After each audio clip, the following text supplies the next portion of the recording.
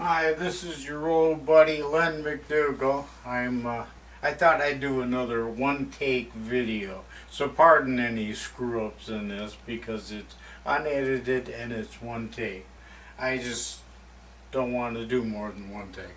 Anyway, what I'm doing is I'm cutting up very nice chunks of venison hind quarter into small pieces to make barbecue sandwiches. I've done this before and it's very good. However, I seem to have dulled my knife. It's just not as sharp as it was. It's still sharp enough to cut you, but it's not as sharp as it was. So I'm going to sharpen it. For one thing, this is an Ontario Knives Adgelite chef's knife, and I love it. I love the Adgelite. I love the 14C28N stainless. I'm not sure what that equates to, but I'm sure that it equates to something in the SIE or AISI, American Iron and Steel Institute handbook. Anyway, whatever it is, it's very good steel and it's been hardened impeccably.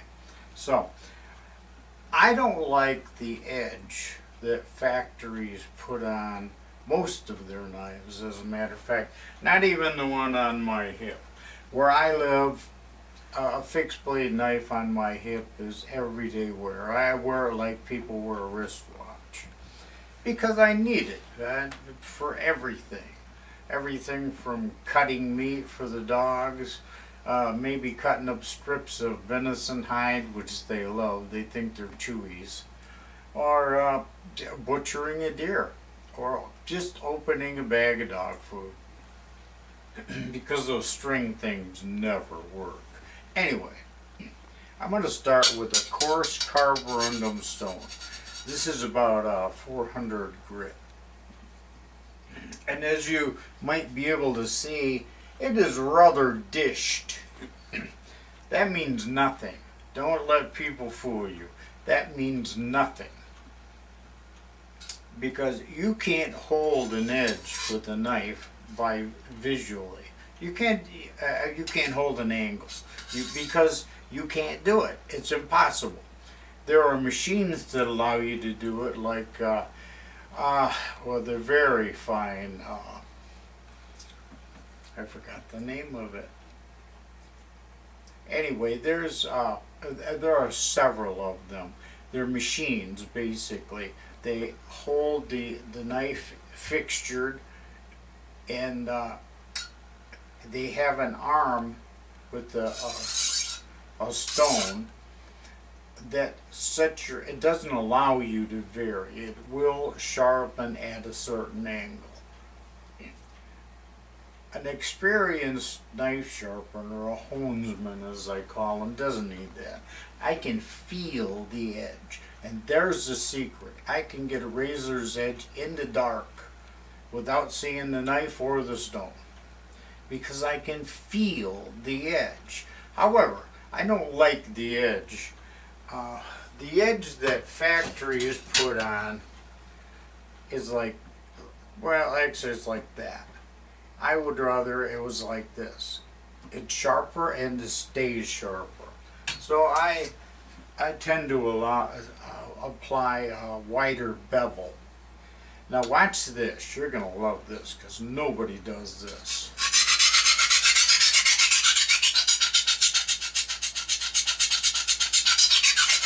Just back and forth. All I'm doing is grinding off metal. That's all I'm doing. And I can feel it. At first it'll slip because it doesn't have a velvet. It's not sharp. It'll slip, it'll feel like it's chattering. It'll feel like it's not catching. However, when it's got a bevel and it's getting there, you'll feel it exhibit an even drag. Now, I know you've never seen anybody sharpen a knife like this. However, it's like anything, basically. Martial arts, driving, shooting. An amateur has one or two ways to do something. A master has 500 ways to do it. And my knives are sharp. So you really can't argue with success. I had a guy, unfortunately, he's also in the UP and he's a knife maker.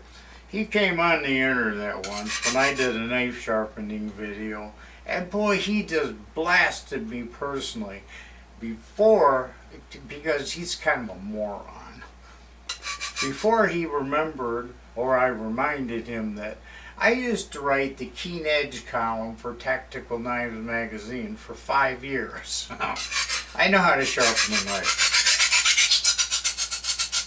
With anything. A piece of sandstone from the lake shore.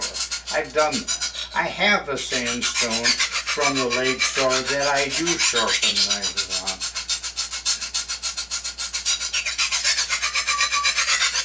I can feel the edge. I can feel it. I don't need anything to control my angle. I can do this with my eyes closed. I can feel the edge.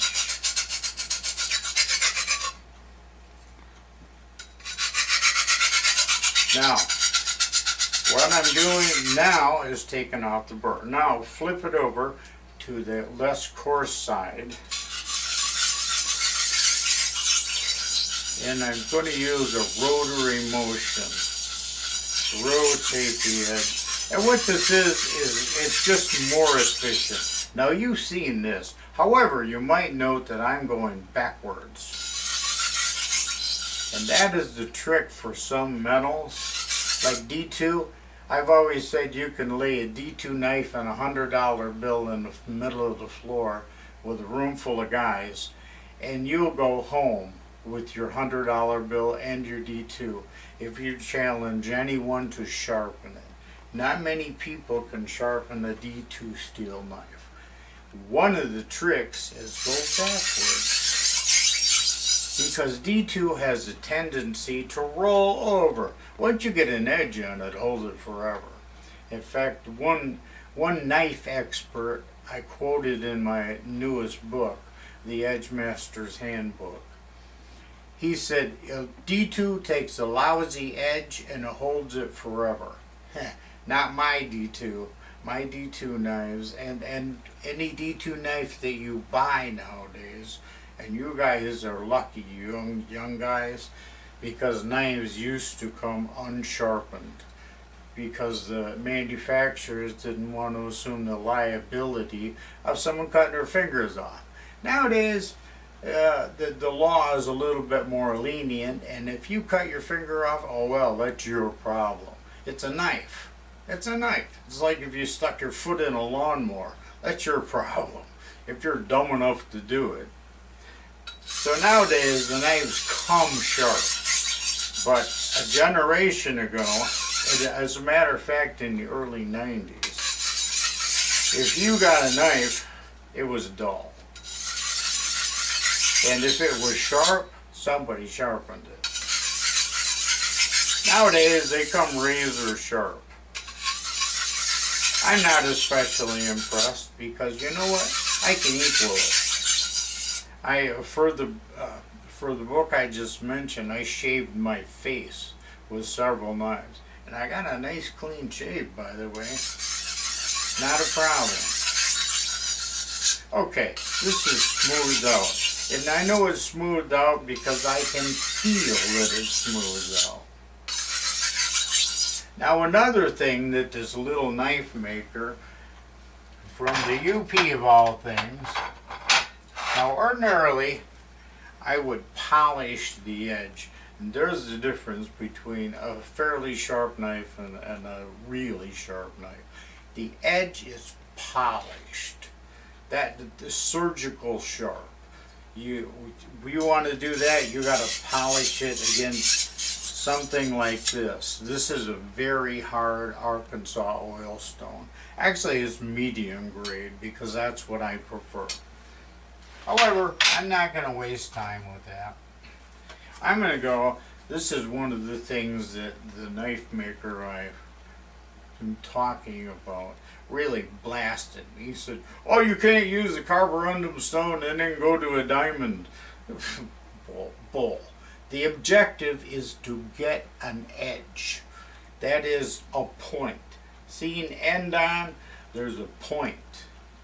Both sides come to a point, the apex. Angle means nothing without the apex. If you, I mean, everybody talks about angles. That seems to be the big thing. Angles are nothing. Angles are nothing without the apex. If you don't achieve that apex, and by apex I mean point. If point seen end on, looking at the blade end on, there has to be a very sharp, polished apex. Without that, you don't have an edge. I don't care what angle you're honing at. You don't have an edge unless the angles come to an apex. And people keep talking about angles. They mean nothing. That means nothing. Now it is true that a knife with a 40-degree angle is meant to be sharpened at a 40-degree angle to restore the edge. However, I changed the angle, as I've already mentioned, of all my knives because I don't like the factory edge. I like it sharper. Okay? Now that, well, not on all my knives. It depends on what it's for. My machetes I usually leave at the factory angle because they're made for a beating on. And when you change the angle, as I do, you actually make it a tad more fragile. However, this knife is not made for chopping down trees. This knife was made for cutting food. So I really don't mind if it has a rather fragile edge, so long as it's sharp. That's my objective, sharp.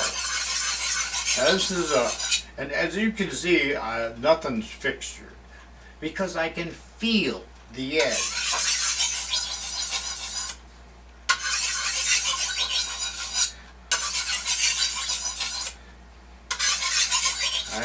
I can feel that. I can feel that sharpening right up. Now, finally, I love this thing. This is just a simple ceramic rod. All this is doing is polishing the edge. And again, it doesn't matter how you achieve the apex. You need the apex. Angle means nothing. And how you do it means nothing. Because as I mentioned before, an expert has 1,000 ways to do something. An amateur has 1 or 2 ways. The guy that gave me so much grief from the little knife company here in the UP, he only knows how to sharpen a knife on a machine using a fixtured grinder and then usually a leather belt. That's what they use to polish the edge. And it's basically a belt sander with a leather belt on it instead of sandpaper. That's all he knows. I've been doing this by hand for 50 years. That's not an exaggeration. I've been doing it by hand for 50 years. I killed my first deer when I was 12, and I'm 61 years old.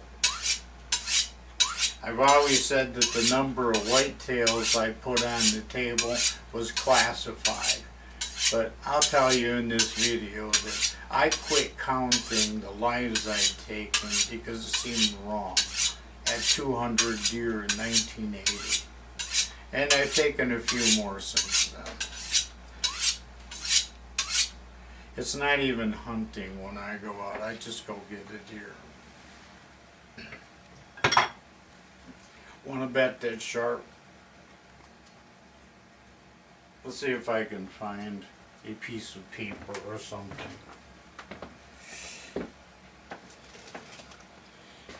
How about this? In fact, it looks like I've already tested the edge.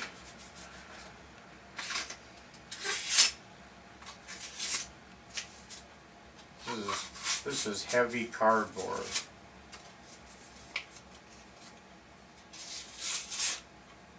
This knife is sharp. And it will definitely cut this meat with just a touch. See that? Oh, that's a beautiful piece. Can you see that piece of meat? Is that not beautiful? That's going into my barbecue sandwiches. And just no pressure at all. Voila. And taking off nice slices of meat.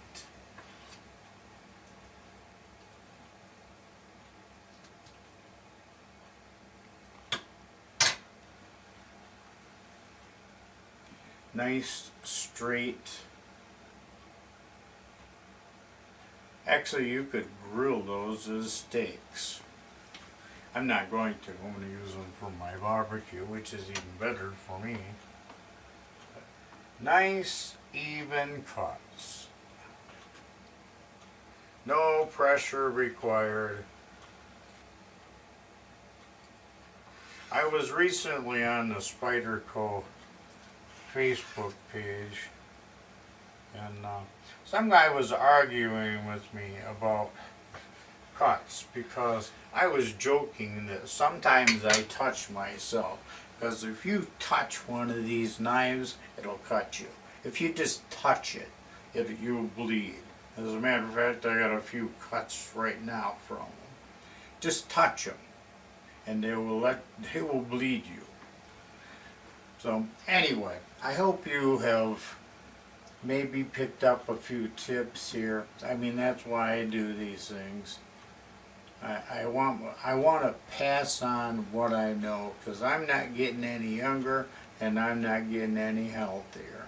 So I want to pass on the things that I've learned, some of them with a little bloodshed and pain.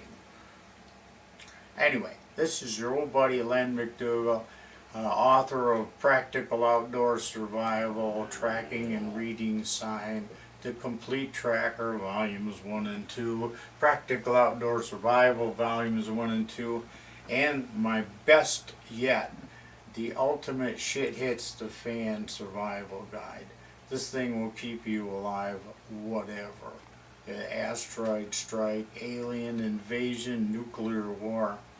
It'll keep you alive, whatever. And look for the upcoming EDGEMASTER'S HANDBOok, which will be released this July. I guarantee you're going to learn something from that. Even if you're a knife expert, you'll learn something from that. I promise. This is Len McDougall, and I hope you've enjoyed this video. Bye.